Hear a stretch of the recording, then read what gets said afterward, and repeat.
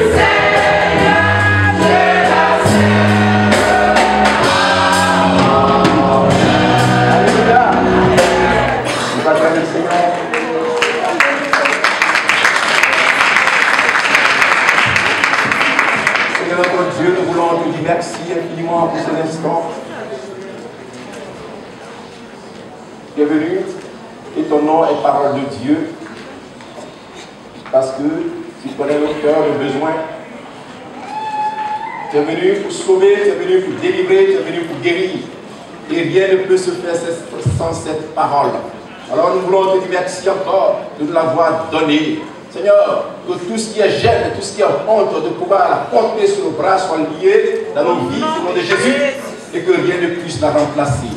À toi la gloire, le règne et la puissance au siècle des siècles. Amen. Amen. Alléluia. Amen. Frères et sœurs, nous n'avons pas assez de temps. Nous voulons tout simplement lire 2 petits textes. Le premier est dans 2 Timothée.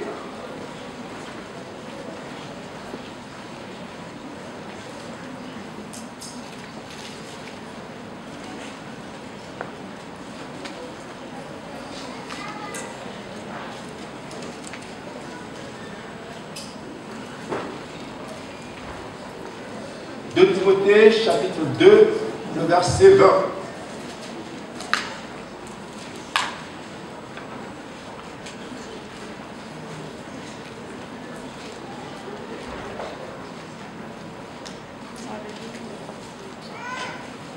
Si vous avez trouvé le passage, frères et sœurs, je le lis. Dans une grande maison, il n'y a pas seulement des vases d'or et d'argent, mais il y en a aussi de bois et de terre. Les uns sont pour un usage noble et les autres pour un usage vil. Si donc quelqu'un se purifie, il sera un vase d'un usage noble, sanctifié, utile à son maître, propre à toute œuvre bonne. Amen. Amen. Et puis le texte sur lequel nous voulons aussi réfléchir ce matin, frères et sœurs, c'est dans l'évangile de Marc.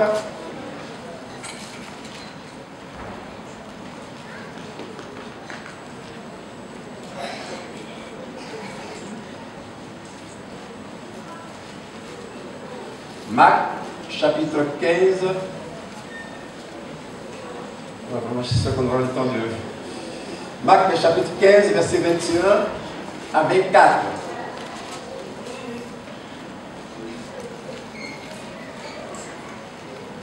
Si vous avez trouvé, frères et sœurs, on le lit. Ils forcèrent à porter la croix de Jésus, un passant qui revenait des champs. Simon de Cyrène, père d'Alexandre, et de Rufus. Et ils conduisirent Jésus au lieu nommé Golgotha, ce qui se traduit lieu du crâne. Amen. Amen. Ils forcèrent à porter la croix de Jésus, un passant qui revenait des champs, Simon de Cyrène. Amen.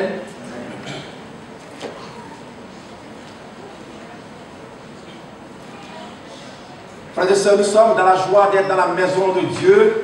Et ce matin, ensemble, nous voulons célébrer la fête de la jeunesse. Alléluia. Et dans la Bible, il y a eu des fêtes. On les célébrait presque toutes parce elles évoquaient un souvenir. Alléluia. Exode 12, 15 à 20. Frères et sœurs, nous parle de la fête du pain sans levain. La fête du pain sans levain. Cette fête, frères et sœurs, est célébrée pour évoquer la sortie en acte du peuple de Dieu de l'Égypte. Et une fois sorti de l'Égypte, ce peuple aussi a séjourné dans le désert. Alors, il y a eu aussi ce qu'on appelle la fête du tabernacle. Et le peuple de Dieu demeurait sous des tentes pendant 7 jours, sans manger, mangeait pendant 7 jours le pain sans levain. C'est l'ordre qui a été donné à ce peuple-là par Moïse. Et celui qui s'amusait à manger le pain levé, frères et sœurs, était excommunié. Et le tabernacle, pour nous aujourd'hui, a une signification. Jésus accordait de l'importance, frères et sœurs, à la fête des tabernacles. Si bien que dans l'évangile de Jean, chapitre 7, Jésus allait souvent à Jérusalem pour célébrer cette fête. Amen. Et pourtant, il savait que sa vie était en danger. Cette tente, ces résidences, le tabernacle, est considéré comme une tente, frères et sœurs, temporelle. Et pour nous, ce qu'elle signifie aujourd'hui, c'est la brièveté de la vie. La vie pour toi, comme pour moi, est une vie brève. Elle est comparée à une vapeur d'eau qui paraît et qui disparaît dans peu de temps. La vie pour toi, pour moi, la vie physique, c'est comme, frères et sœurs, une fleur dans le coin du salon qui nous égaye le matin et le soir qui est fanée. La vie est si courte. Et je crois qu'on venait de reciter ce passage. Jeune homme, souviens-toi de ton Seigneur. Livre ton cœur à la joie. Fais tout ce que tu as envie de faire. Mais sache qu'un jour, Dieu t'appellera en jugement. Cela se rappelle que la vie ne t'appartient pas et qu'un jour tu devais rendre à celui qui te l'a prêté. Alléluia. Amen. Et tout à l'heure, nous célébrerons, frères et sœurs, une autre fête. Dans la fête, je veux parler de la célébration du pain et du vin. C'est une fête pour nous parce que elle nous rappelle les souffrances du Christ. Alléluia. Faites ceci en mémoire de moi. Et puis dans le Nouveau Testament, il y a aussi la Pentecôte, il y a aussi bien d'autres fêtes. Mais toutes ces fêtes, frères et sœurs, n'auraient pas été possibles s'il n'y avait pas eu la Pâque. Cette fête qui est célébrée, outre la Noël, frère, la Pâque apporte une connotation à nos fêtes. Oui, Jésus est ressuscité des morts. Cela évoque pour nous le souvenir que Jésus a triomphé de la mort. Donc tous les jours sont pour nous des jours de fête. Alléluia. Amen. En particulier le dimanche. Mais triste est de constater que des enfants de Dieu consacrent leur dimanche à autre chose, frère. Le dimanche qui devait être un jour de joie, un jour de fête, souvent apporte encore des soucis aux soucis du pasteur. Parce qu'on est souvent seul derrière la chair. Le peuple de Dieu est convoqué pour célébrer ces fêtes-là. Et toi aussi, tu fais partie du peuple de Dieu. Donc, tu dois en priorité célébrer le dimanche, qui est le jour du Seigneur.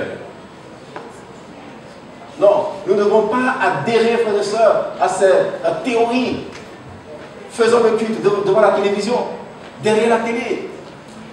Non, Dieu t'a créé, Dieu t'a sauvé pour que tu puisses lui rendre en retour le culte d'une vie transformée. Alléluia. Amen. C'est pour cela que j'insiste qu'on chante la Bible. Parce que du lundi au samedi, nous sommes sur le portable, les deux espèces. Et dimanche encore, nous voulons lire la parole à travers les portables, frères. Rien ne pourra remplacer la parole écrite. Alléluia. Tous les jours sont pour nous des jours de fête parce que Christ est ressuscité. C'est pour cela que Jérémie intervient ce matin. Jeunes et vieux se réjouiront ensemble. Et les jeunes filles danseront de joie, battront des mains, y compris les jeunes gens, frères et sœurs. Et lorsqu'une personne commence à servir Dieu, le moins qu'elle puisse lui offrir, c'est le sacrifice de sa vie. Amen. Amen. Jeunesse en mission, frères et sœurs, c'est une jeunesse sauvée, une jeunesse conscientisée, frères et sœurs, pour laquelle le problème du péché a été réglé. Une jeunesse conscientisée, frères et sœurs, est une jeunesse au service du Seigneur, est une jeunesse en mission. Nous voulons dire dans Romains 12, 11.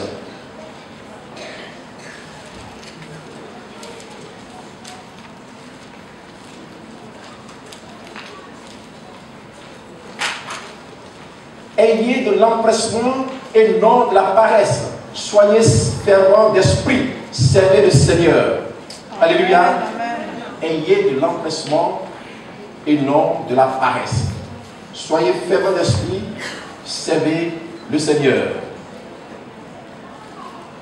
Tu ne peux faire partie de la jeunesse, frère, si tu n'as pas réglé le problème du péché. Tu ne peux faire partie de la jeunesse si tu n'as pas rencontré le Christ. Alléluia. Amen. Une vie transformée est une vie qui est au service, qu'on met au service du Seigneur.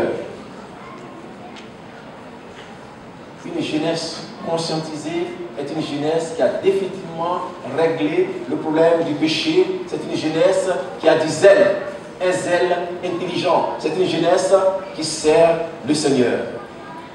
Et cette jeunesse est une jeunesse en mission. Amen. Alors, qu'est-ce que pour nous la mission? Mais la mission, frères et sœurs, c'est tout simplement l'annonce de l'évangile parmi ceux qui ne le connaissent pas. Et le mot mission, c'est l'équivalent du mot apôtre. Un apôtre est un envoyé. Alléluia. Si donc tu fais partie de la jeunesse, tu es donc envoyé. Et nous voulons voir des gens qui ont été envoyés.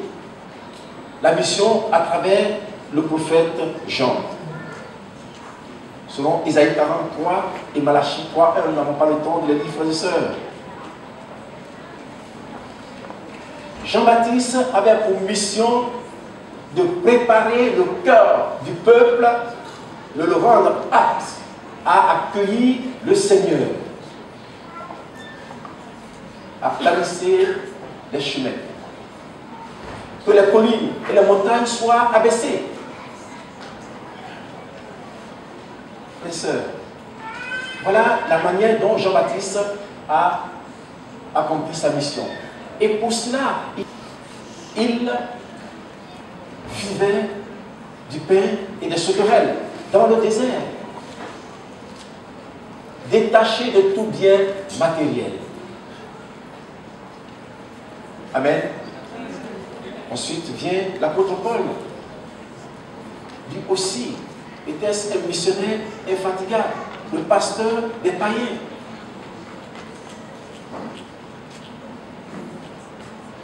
Avec l'apôtre Paul, l'évangile atteint le cœur du monde. De l'Europe en Asie, il commence en Rome, il revient en Asie mineure, ensuite il revient en Europe. Et les Écritures racontent, frères et sœurs, qu'il est arrivé dans la ville de Philippe. Le premier samedi de son arrivée, il se rend dans une prairie près d'un cours d'eau. Et c'est là qu'il rencontre un petit groupe de femmes en train de prier. Et parmi ce petit groupe était une chef d'entreprise. La Bible dit que le Seigneur lui ouvrait le cœur. Cette femme étrangère qui faisait partie de la minorité, Dieu lui ouvrit le cœur. Elle reçut l'évangile avec joie. Amen. Il s'agit de Lydie, cette marchande de pourpre, le chef d'entreprise. Et puisque c'était une femme de décision, elle a demandé le baptême. Et la Bible dit que Paul lui a administré le baptême. Et dans sa maison, tous ceux qui étaient ont aussi demandé le baptême. Et par la suite, cette femme riche est devenue une aide précieuse pour l'Église de Dieu. Alléluia.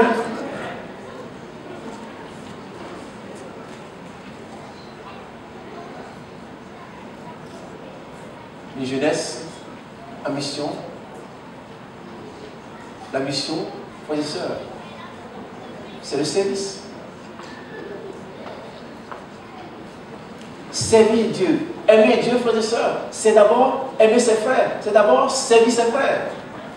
Nul ne peut prétendre aimer Dieu s'il ne sait pas l'homme. Servir Dieu, c'est servir l'homme. Alléluia. Amen. Alors, quelle est donc la volonté de cette jeunesse en mission?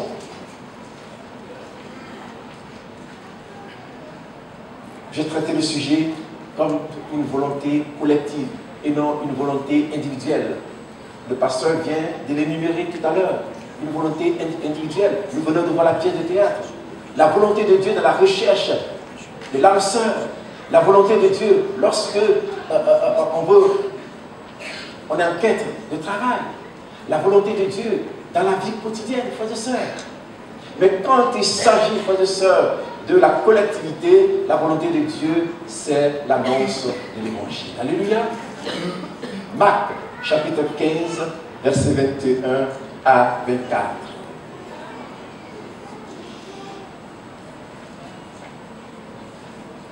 ils forcèrent à porter la croix de Jésus, un passant qui revenait des champs, et son nom était Simon. Simon est originaire, frères et sœurs, de l'Afrique du Nord. Et Cyrène est une région de la Libye. C'est là qu'était originaire cet Africain. Un pauvre paysan qui a passé toute la journée à travailler dur dans les champs, dont le désir était de regagner la maison et se retrouver autour d'une table avec sa femme et ses enfants, afin de pouvoir se délasser au terme de cette dure journée de travail. Son chemin croise un cortège, le cortège d'un homme souffrant, Jésus de Nazareth. Frère, malchance, volonté de Dieu ou simple hasard? Quelqu'un qui croit en Jésus, quelqu'un qui a reçu la parole de Dieu, frères et sœurs, ne peut pas croire au hasard. Le hasard. Tu es en train de creuser dans ta cour un trou pour pouvoir planter un poteau. Et tu tombes au même moment, frères et sœurs, sur une valise d'argent que quelqu'un a mis là, dans l'espoir de le récupérer, de la récupérer plus tard. Voilà le hasard. Et souvent tu te poses la question, est-ce que je prends cet argent ou je ne prends pas? Tu regardes à gauche, à droite, devant, derrière, et pourtant c'est dans ta cour. Les plus honnêtes vont la confier au poste de police. Et cette affaire sera classée sans suite. Alléluia. Voilà le hasard. Un enfant de Dieu qui a Jésus dans sa vie ne peut pas parler du hasard. Dieu, le Dieu auquel nous croyons, frères et sœurs, n'est pas un Dieu du hasard. Le Dieu auquel nous croyons n'est pas un Dieu, n'est pas dans les jeux, n'est pas dans le hasard. Tout ce que tu reçois, tout ce que tu reçois de Dieu n'est que signe de sa grâce. Le langage de l'enfant de Dieu, c'est le langage de la grâce et non le langage du hasard.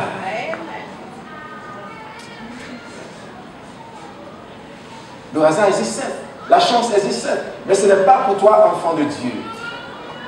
Si tu fais partie de cette jeunesse en mission, ton langage est un langage de grâce. Alléluia. Le hasard, c'est pour les autres. Frères et sœurs,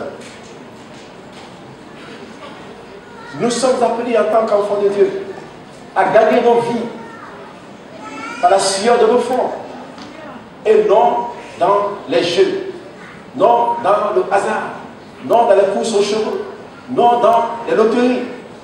Frères et sœurs, une jeunesse conscientisée est une jeunesse mise à part qui vit les temps de grâce.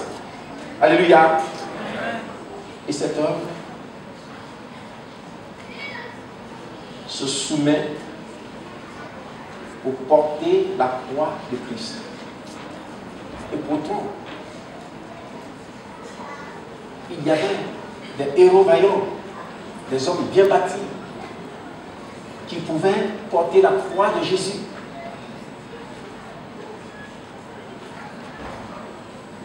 En notre temps, nous appellerons cela non-assistance à personne en danger. Un mourant qui traîne sur sa croix.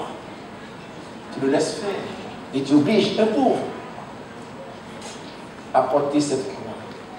Et ce qui est frappant, frère, dans ce texte, c'est le silence de cet homme. Il ne cesse pas expliquer. Il n'a pas plaidé son cas. Il rentrait du travail exténué de fatigue. Et il prend cette croix sur lui. La porte jusqu'au lieu appelé Golgotha. Frère, ce n'était pas un hasard. Il y avait des gens bien portants dans cette foule, dans ce cortège, qui pouvaient faire le travail à sa place.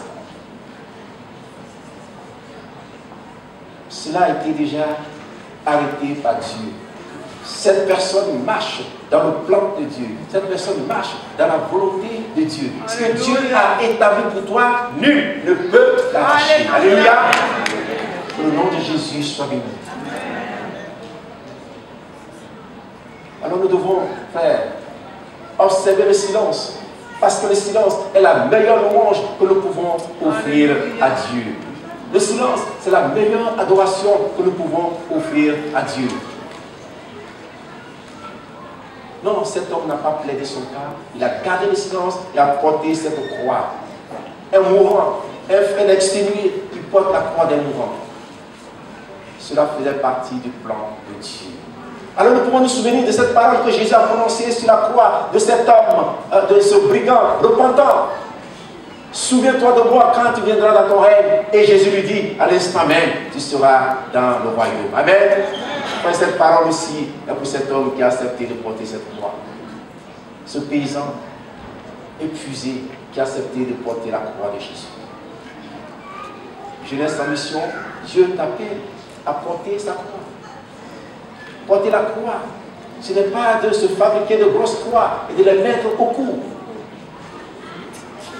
Ce n'est pas de laisser l'avant-dernier bouton ou le dernier bouton ouvert pour que l'on constate cette croix. Porter la croix de Jésus, c'est marcher dans la volonté de Dieu. Alléluia. C'est garder le silence. C'est faire l'œuvre de Dieu. Alléluia.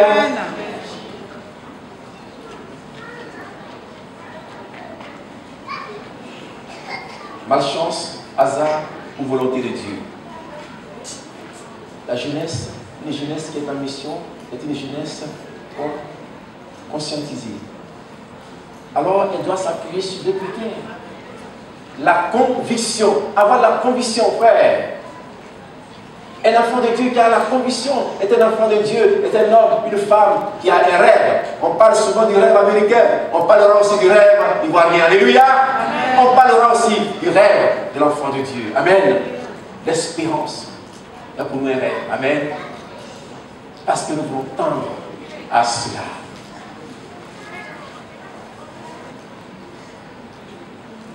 Un homme de rêve est un homme, frères et sœurs, de valeur, qui respecte les valeurs. Une jeunesse en mission est une jeunesse qui doit respecter le ministère du frère ou de la sœur. Avoir des valeurs, c'est savoir respecter les qualités de ton frère et de ta sœur. Alléluia. Et puis, le deuxième critère, c'est la soumission. Tu ne peux pas faire partie de cette jeunesse en mission si tu n'es pas un homme, une femme soumise. Alléluia. Et dans la soumission, fait aussi, il y a ce que nous pouvons appeler la soumission par obéissance, la soumission de cœur. Cette jeunesse en mission est composée de fils adoptifs ou de fils légitimes. Ceux qui ont été gagnés par le ministère du pasteur Yangou. Et les fils adoptifs, ceux qui ont reçu Jésus, qui sont convertis et qui sont arrivés dans le ministère. Frères et sœurs, tous ensemble, vous formez cette jeunesse et tous ensemble, vous êtes appelés à travailler dans la soumission, dans l'obéissance. Alléluia. Pasteur, tu m'as demandé cela, mais quand je réfléchis, ce n'est pas comme ça moi j'aurais voulu le faire. Mais puisque c'est toi le berger, je me soumets et je le fais. Alléluia. Frère, ça c'est une obéissance, c'est une soumission par obéissance. Et puis le fils légitime lui obéit à son papa. Et c'est une obéissance de cœur. Amen. Non, jeunesse, en mission, tu ne peux pas non plus connaître la volonté de Dieu si tu ne travailles pas sur ces deux critères, l'obéissance et la soumission. La conviction, la soumission du cœur. Alléluia. Il y a aussi la fidélité, il y a, frères et sœurs, la loyauté. On vient de parler du respect. La fidélité est importante, je vais terminer par là. Frères et sœurs, nous avons commencé la vie chrétienne. Et nous avions dans notre groupe un homme, un frère qui était zélé, qui aimait le Seigneur. le Saint-Esprit, l'huile du Saint-Esprit débordait. Et si bien que quand il dirigeait la réunion, frères et sœurs, la salle était pleine à craquer. Et nous savons qu'à Dieu, il y a toujours des tableaux, tel frère passe, tel pasteur, etc. Et quand on sait que c'est lui qui doit diriger la réunion ce jour-là, la salle est montée. Mais ce frère n'a pas surveillé sur sa vie. Il n'a pas été fidèle. Frère, il s'est laissé emporter par le péché de l'alcool. Au lieu de continuer d'être ivre pour le Seigneur, il a été ivre. Une ivresse de l'alcool. Il a perdu la grâce de Dieu sur sa vie. Toute l'église a pleuré pour les qualités qui étaient en lui et qui ne sont plus visibles. Frère, mon frère, ma soeur, tu as besoin d'être fidèle à Dieu. En étant fidèle à Dieu, tu restes aussi fidèle à ton pasteur. Tu restes aussi fidèle à maman pasteur. Tu restes aussi fidèle à tes frères et à tes sœurs. Ensemble, Dieu nous appelle à former cette jeunesse. Jeunes et vieux se réjouiront ensemble et chanteront de joie. Amen. Amen. Je ne peux plus continuer, frères et sœurs. Je vais tout simplement dire en conclusion, une jeunesse en mission. Elle est en mission par l'offrande d'une vie transformée au service des uns et des autres, dans le respect et la soumission. Telle est la volonté de Dieu. Alléluia. Au nom de Jésus, sois béni. Tu es appelé à porter la croix de Christ. Mais si tu n'as pas l'Esprit de Dieu sur ta vie, tu ne pourras pas porter cette croix. C'est le service que Dieu te demande de porter. Et si tu es là pour la première fois, tu es peut-être passé à côté de beaucoup de bénédictions de Dieu parce que tu as refusé d'une manière ou d'une autre de porter la croix de Jésus. Tu as murmuré. Or, cet homme qui revenait des champs était mieux placé pour murmurer. Il a gardé le silence. Et ce matin, ce que Dieu veut de toi, c'est que tu lui offres ta vie, le silence de ta vie, afin qu'il transforme ta vie et que tu fasses partie de cette jeunesse en mission pour connaître la volonté de Dieu, le service de Dieu, frère. Alléluia. Et nous voulons baisser, fermer les yeux et prier un instant pour ce que nous venons d'entendre.